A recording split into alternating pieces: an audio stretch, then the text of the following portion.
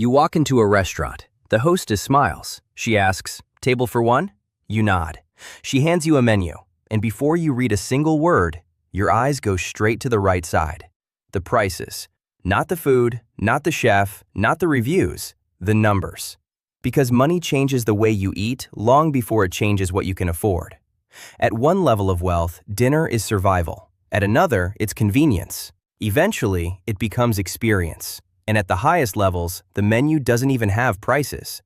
Tonight, we're following one person through 8 different levels of wealth, watching how every meal changes, how every restaurant feels different, how every waiter treats you differently, and how your relationship with food quietly transforms long before you ever call yourself rich. Level 1, $0. Dinner starts before you're hungry. It starts when you check your wallet. $3.86. You already know where you're going, not because it's your favorite place, because it's the only place that fits the math. The fluorescent lights buzz above you as you step into a fast food restaurant. The smell is comforting, not because it's good, because it's familiar. You've memorized the value menu. You don't even need to look. You order the cheapest combo, then quietly remove the drink. Water is free. That saves $2. $2 matters. You carry your tray to a corner table. You eat slowly. Not to enjoy it, to make it last. Halfway through the meal, your phone vibrates. Rent is due in 4 days. Your checking account says otherwise. Suddenly, the burger tastes different, not worse, heavier. You watch families ordering whatever they want. Extra fries, desserts, milkshakes. Nobody seems to hesitate. Nobody stares at the menu calculating tax before ordering. You wonder what that feels like. The cashier throws away untouched food from another table, enough to feed you tomorrow. You look away, not because you're judging them, because hunger teaches you to notice waste. At this level, restaurants aren't places you visit. They're math problems. Calories per dollar, minutes until payday, how long you can pretend everything is okay. You leave carrying the ketchup packets you didn't use, not because you need ketchup, because tomorrow, you might. The first rule, when you have no money, you don't order what you want. You order what tomorrow allows. Level 2, $5,000. You finally have a small emergency fund. Not enough to change your life, enough to change your breathing. Dinner doesn't require panic anymore, just planning. Friday night arrives. Your coworkers invite you to dinner. For the first time, you say yes. The restaurant isn't fancy, a casual chain with warm lighting and comfortable booths. You sit down. The waiter smiles. "What can I get you?" You open the menu. This time, you don't start with the prices. You actually read the food first. Then, you glance at the prices. Progress isn't always dramatic. Sometimes, it's that small. You order chicken instead of the cheapest burger. It feels strangely luxurious. The meal comes, you enjoy it, until someone suggests dessert. Your mind starts calculating again. $20 becomes $30. $30 becomes $40 after tax and tip. You smile politely. "I'm good." You're not full, you're budgeting. On the drive home, you realize something. The best part of dinner wasn't the food. It was saying yes. Because for years, you declined invitations you couldn't afford. Not because you didn't want to see your friends, because embarrassment is expensive. You arrive home, transfer $50 into savings. Old habits survive new income. The second rule. The first sign of financial progress isn't ordering steak. It's saying yes without fear. Level 3, $25,000. You don't think about restaurants all week anymore. Sometimes you just decide to go. That's new. You meet someone after work, a local Italian restaurant. Candles, soft music, fresh bread arrives before you order. 5 years ago, free bread would have been dinner. Now, it's just the beginning. The waiter asks, "Sparkling or still?" You answer without wondering which one costs more. The menu feels different now, not because the prices changed, because your relationship with them did. You order pasta, an appetizer, maybe even dessert, not to impress anyone, because you genuinely wanted. Halfway through the meal, you notice something. You're talking more, laughing more, listening more. Money used to sit at the table with you, quietly interrupting every conversation. "How much is this? Should I order less? Can I afford the tip?" Tonight, money stayed home. The bill arrives. You pick it up without your heart racing. You leave a generous tip. The waiter thanks you sincerely. Walking back to your car, you realize restaurants aren't just about food anymore. They're where birthdays happen, where promotions are celebrated, where first dates begin, where memories quietly collect. And having enough money to enjoy those moments feels richer than the meal itself. Then your phone buzzes. A friend messages you. Want to grab dinner tomorrow? You don't check your bank account. You simply reply, absolutely. The third rule: wealth doesn't change the taste of food first. It changes whether you're present enough to enjoy it. Right now, someone is standing in line at a fast food restaurant, counting coins before they order. Someone else is sharing dessert without thinking about the bill. Neither meal will be remembered because of the food. They'll be remembered because of what money allowed or refused to happen around the table. And this is only the beginning, because the next levels aren't about eating better. They're about discovering something few people ever notice. There comes a point where restaurants stop serving food and start serving status. Level 4, $75,000. Something changes. Not the restaurants. You. Friday evening arrives. Nobody invited you out. You simply decide, I don't feel like cooking. 5 years ago, eating out was an event. Now, it's an option. You walk into a modern steakhouse. The hostess smiles. Good evening. She asks if you have a reservation. You do. Not because the restaurant is impossible to get into, because you've learned something money quietly teaches. Planning is easier when life isn't constantly reacting. The waiter hands you the menu. For the first time in your life, you don't look at a single price. Not intentionally. You simply forget. You order the steak, a side of asparagus, a glass of wine. The meal arrives exactly as you imagined. No surprises, no compromises. Halfway through dinner, the waiter asks, would you like another drink? You don't calculate. You answer based on whether you actually want one. That tiny moment feels enormous, because every level below this one trained you to ask one question before every purchase. Can I afford it? Now, a different question appears. Is it worth it? That's a completely different life. The bill arrives. You leave a 25% tip. Not because you're trying to impress anyone, because you remember being the customer who couldn't. As you walk outside, you pass a young couple sharing one entree, quietly pretending they're full. You recognize that look immediately. You've worn it before. Money didn't erase the memory. It just moved you to another table. The fourth rule: the moment you stop asking if you can afford dinner, you finally get to ask whether dinner is actually worth your time. Level 5, $250,000. Restaurants stop being places. They become experiences. You land in Chicago on Thursday afternoon. The meeting ends early. Instead of searching, you already know where you're eating tonight. Reservations were made weeks ago. Not because you're famous, because restaurants like this fill months in advance. You walk through the entrance. The hostess greets you by name, not magic. Their reservation system simply remembers loyal guests. Still, it feels different. Your coat disappears before you ask. Someone pulls out your chair. The waiter doesn't hand you a menu immediately. He asks, would you like to hear tonight's chef specials?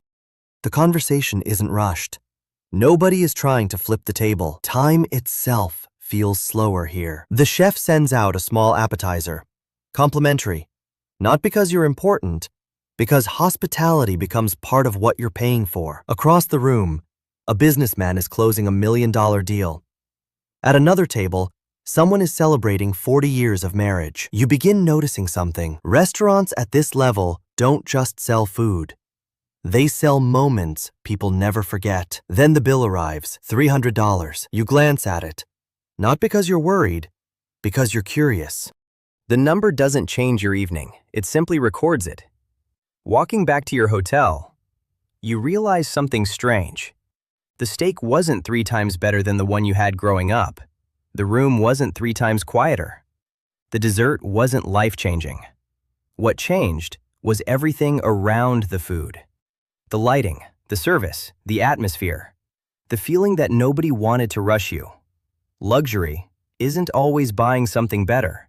Sometimes it's buying the absence of stress. The 5th rule: as wealth grows, you're no longer paying for the meal. You're paying for how the meal makes you feel. Level 6, $1 million. You don't call the restaurant calls you. A new tasting menu launches next month. Would you like your usual table? You pause, not because you're surprised, because somewhere along the journey, someone remembered your name. You arrive just after sunset. The maitre d' greets you before you speak. Welcome back. No reservation confirmation. No waiting, just recognition. The chef walks into the dining room halfway through the evening. Not for everyone, for a few familiar guests. He shakes your hand, asks how your last trip was. You realize something. The wealthiest restaurants aren't trying to impress you. They're trying to make you feel like you belong. The menu has 12 courses, tiny portions, perfectly arranged. Every plate arrives with a story. Where the fish came from, which farm grew the vegetables, how long the sauce was reduced. You spend nearly 3 hours at the table. Nobody hurries you. Nobody asks if you're finished. Nobody places the check beside your dessert. Time has become part of the product. Then something unexpected happens. You look around the room. Nobody seems interested in proving they're wealthy. No giant logos, no loud conversations, no watches held above the table. Quiet confidence replaces visible success. The richest guest in the room might be wearing the simplest jacket. Leaving the restaurant. You remember celebrating a promotion years ago with a $30 dinner. You were just as happy, maybe happier, because happiness and luxury stopped being the same thing somewhere along the way.